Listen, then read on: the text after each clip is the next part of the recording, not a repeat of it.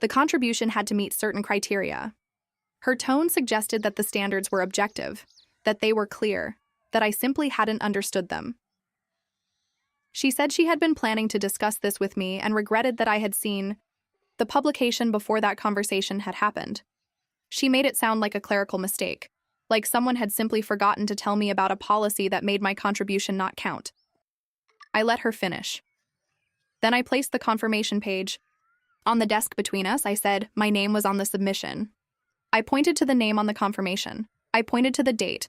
I pointed to the application number. I pointed to the title. I said, "This is the confirmation from the intellectual property portal dated March 14th. My name, the application number. The title of the method. I said if my contribution did not meet the inventorship threshold, that determination should have been made before submission with my knowledge through the standard review process. I said, it was not made. The name was removed after submission, by someone with senior portal access, without my knowledge, without my consent."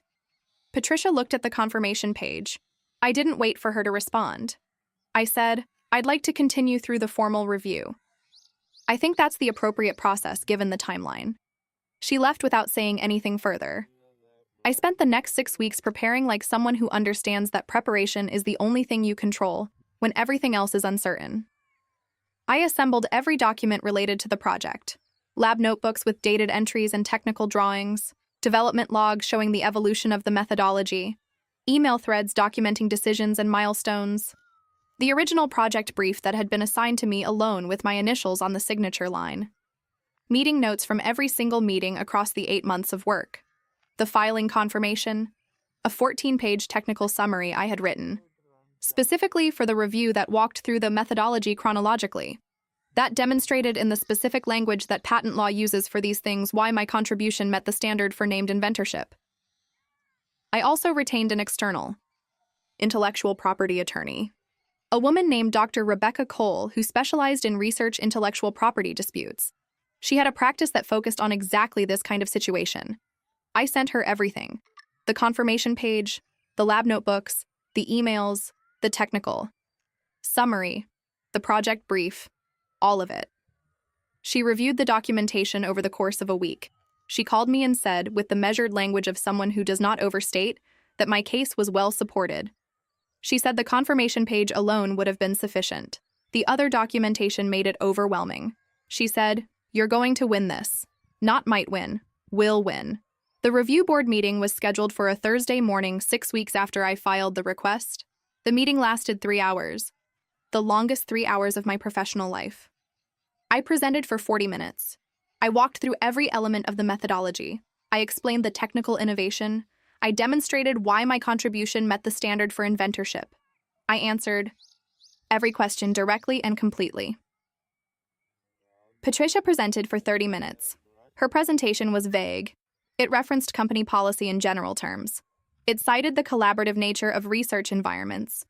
It suggested that inventorship determinations were complicated and subjective, and that sometimes people's contributions were harder to quantify than they seemed. She never once addressed the specific technical elements of the methodology. She never once explained what about my specific contribution failed to meet the inventorship standard. Then there was the question. The chief intellectual property officer was a woman named Dr. Ann Marsh. She had a specific quality of asking exactly what she needed to know and nothing more. No unnecessary words, no performative concern. Just the question that needed to be asked. She looked directly at Patricia. She said, "Can you explain the technical basis for the inventorship determination that led to the name change?" She said, "Be specific. I need to understand the specific technical elements of the invention and which elements your inventorship determination found did not constitute Ms. Chin's contribution." Patricia began to answer. She spoke for approximately 2 minutes. The answer described the project in general terms and referenced the company's intellectual property policy and cited the collaborative nature of research environments. It was her previous answer restated. Dr. Marsh waited until she finished. Then she asked again. She said, specifically, the technical basis, the methodology, the specific elements of the invention and why the contribution to those elements did not constitute inventorship. Patricia looked at her notes. She looked at the board. She said she would need to consult with the intellectual property team to provide the technical detail the board was asking for. Dr. Marsh wrote something down. The board recessed for 20 minutes. When they returned, Dr. Marsh informed both of us that the review would continue with additional documentation requests and that a determination would be issued within 30 days. I walked out of that room understanding that I had already won, because Patricia could not answer the specific technical question, because there was no technical basis for removing my name, because the only basis was administrative. Someone with authority had decided. And now that decision had been questioned and found wanting. The determination arrived on a Wednesday. I read it at my desk. The same desk where I had read the quarterly intellectual property summary 6 months earlier and noticed my name was missing. The board found that my contribution met the standard for named inventorship. The patent was amended to include my name as primary inventor. The modification to the original filing was noted in the record as unauthorized. Patricia was placed on administrative review, a process I was not privy to, an outcome I was not informed of directly. What I know is that 6 months later, she was not my director anymore. She had transitioned to a different role in a different department.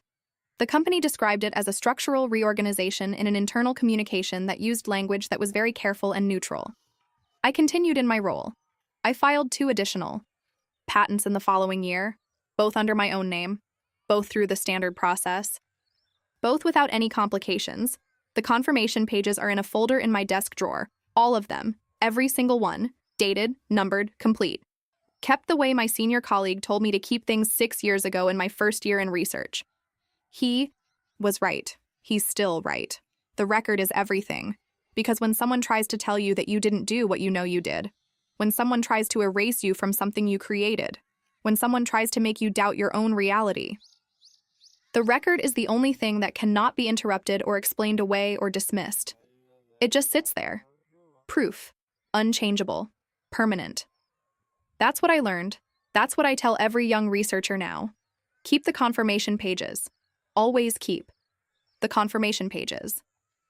Because one day you might need to prove that you existed, that you created something, that you mattered. And the only thing that will stand up to someone else's authority is your own documented record. The record is power.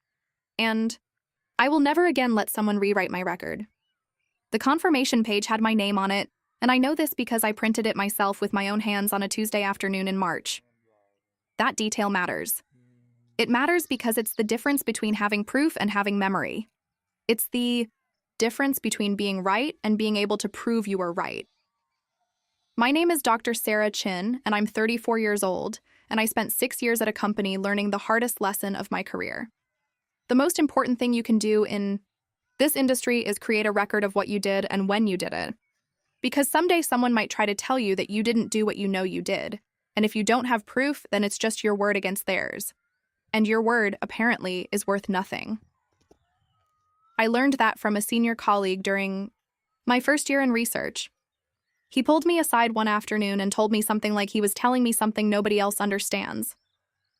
He said, keep the confirmation pages. Keep every single one. He said, keep the lab notebooks. Keep the dates marked clearly. Keep the emails. Keep the meeting notes. Document everything because someday someone might decide that what you created belongs to them instead. I thought he was paranoid. I was 28 years old with a fresh doctorate, and I thought paranoia was something that happened to other people. People who were paranoid were people who had something to lose. People like me, I thought, we just do our work and it speaks for itself. I was wrong. I listened to him anyway. Not because I believed him, because he was a senior researcher and you listen to senior researchers whether you believe them or not. So I kept the confirmation pages. I kept the lab notebooks with dates marked in blue ink. I kept the emails. I kept the meeting notes from every single project I worked on. I kept them the way he told me to keep them. Organized, dated, indexed. Like someone who understands that the only thing that matters in research is the record. 8 months. That's how long the method took to develop.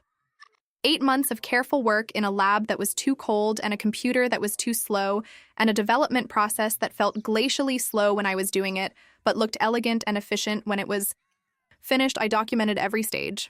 Not because I was paranoid, because I was careful. There's a difference. Careful is professional. Paranoid is pathological. I was being professional. The method I developed was a process improvement in a manufacturing context, simple to describe, extraordinarily complex to execute. The kind of thing that sounds unremarkable until you understand what it replaces, what it saves, how much money flows back into the company once you implement it, how much efficiency you gain, how much waste you eliminate. The company's intellectual property team was enthusiastic when I submitted the initial filing. Genuinely enthusiastic. Not performatively. Not the kind where they're polite because it's your boss. They pulled me into a meeting and wanted to understand every element of the methodology. They took notes. They asked questions. They said things like, "This is sophisticated," and "This fills a gap in our portfolio." My department head noted it in my performance review. Not just noted it, highlighted it. Used language like significant contribution and exactly the kind of innovation this department should be producing. My director, Dr. Patricia Walsh, said something in a team meeting that I replayed in my head 1,000 times after everything happened. She said, "This is exactly the kind of contribution the department needs. This is what we're here to do." She said this 6 weeks before my name disappeared. The patent application was submitted on a Tuesday afternoon in March. I submitted it myself through the company's internal intellectual property portal. I had done this before for smaller projects, so I knew the process. I uploaded the documentation, I filled in the forms, I entered my name as inventor, I marked the submission complete. The system generated a confirmation page immediately. I've printed every confirmation page since my first year in research. I have kept them in a folder in my desk drawer organized by date and application number. 53 of them before everything happened. The confirmation page had my name, Dr. Sarah Chin. It had the date, March 14th. It had the application number. It had the title of the method, every detail correct, every element accurate. Proof that I had submitted a patent application in my own name on a specific date.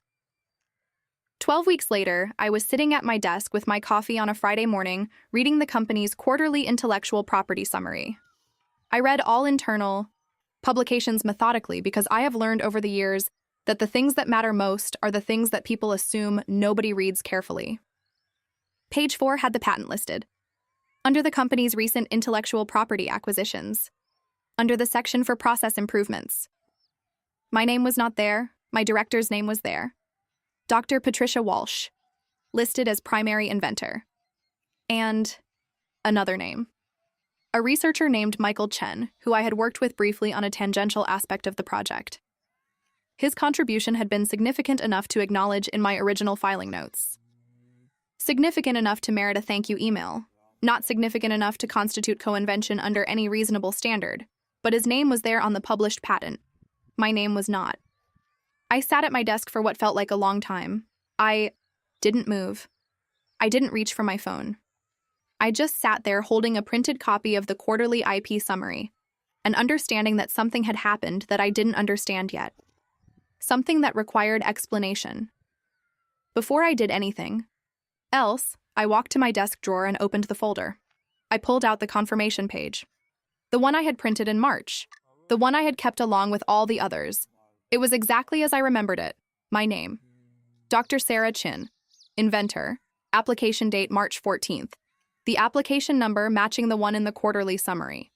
The title of my method. Every detail correct. Every element accurate. Absolute proof that I had submitted this patent application in my own name. I held the confirmation page in my hand and felt something shift. Not anger, not yet. Just clarity. The understanding that the record existed, that I had kept it, that I could prove what I knew to be true. I called the intellectual property coordinator the following Monday. His name was David.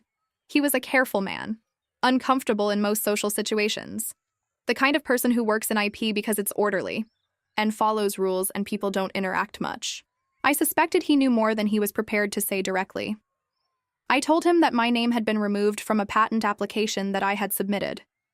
I told him I had submitted it on March 14th under my own name. I held up the confirmation page. Even though he couldn't see it through the phone, he was quiet for a moment.